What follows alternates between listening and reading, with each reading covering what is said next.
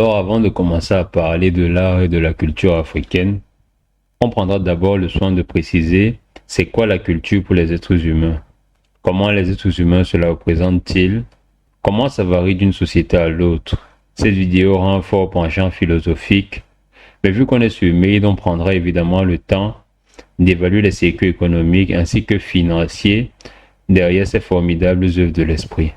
On parlera dans cette vidéo d'histoire, d'humanité classique africaine et même de cosmogonie. Mais on parlera également de finances, d'assurance, de circuit économique et même de positionnement géopolitique. Bref, un très vaste programme nous attend. Alors la culture, c'est quoi? Certains la décriraient comme le condensé d'une intelligence collective qui s'est formalisée dans le temps. Un peuple vivant ces réalités finit à terme par définir un ensemble de comportements permettant sa survie et sa reproduction sur le plan matériel, spirituel ou philosophique.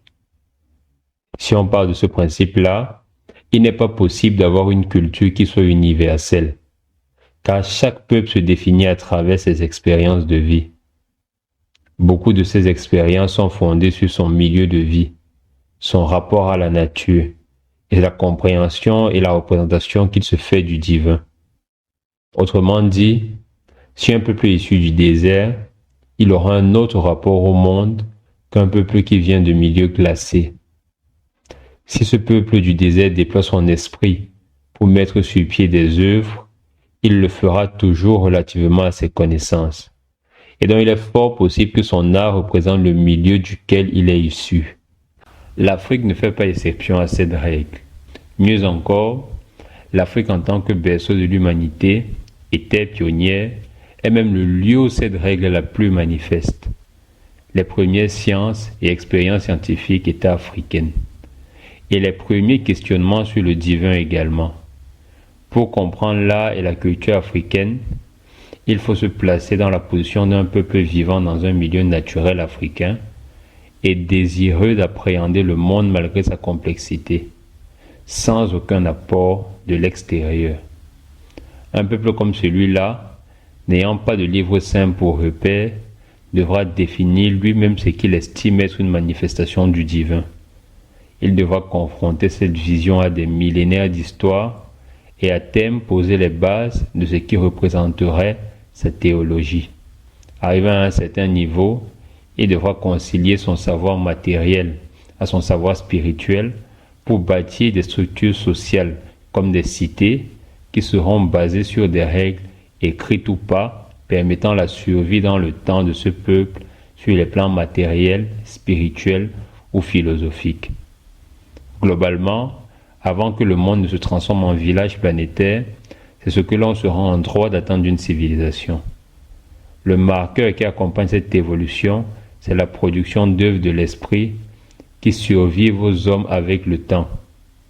On trouvera là-dedans des peintures, des sculptures, des danses, des chants ou des représentations de toute autre nature que ce peuple trouve pour manifester son intelligence collective.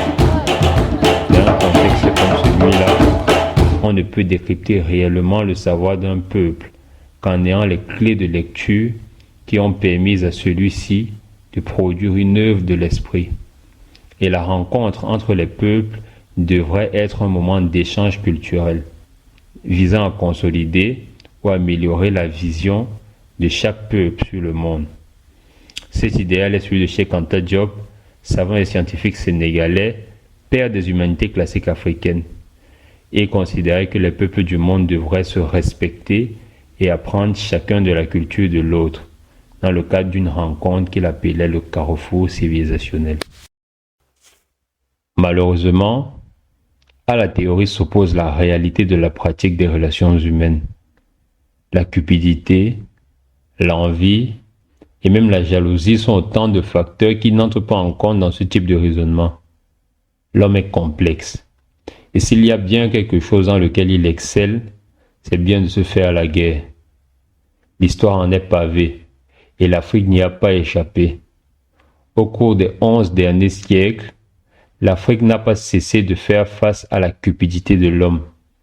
Pour des besoins économiques, Des envahisseurs de toute nature n'ont pas hésité à vendre, tuer ou exploiter des Africains, leur enlevant leur statut de peuple premier et même celui d'être humain. En effet, la cupidité n'étant pas socialement acceptée comme raison pour un tel désastre, il fallait ajouter à celui-ci une justification morale, philosophique et même théologique. L'Africain est maudit. Il n'est réductible qu'à un bien meuble. Et toute théorie provenant de celui-ci ne peut être d'aucune valeur. Le nègre n'est qu'émotion.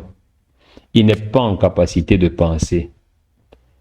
C'est ainsi que pendant l'esclavage, et un peu plus tard pendant la colonisation, des trésors culturels représentant la mémoire de certains peuples ont été arrachés, volés et détruits.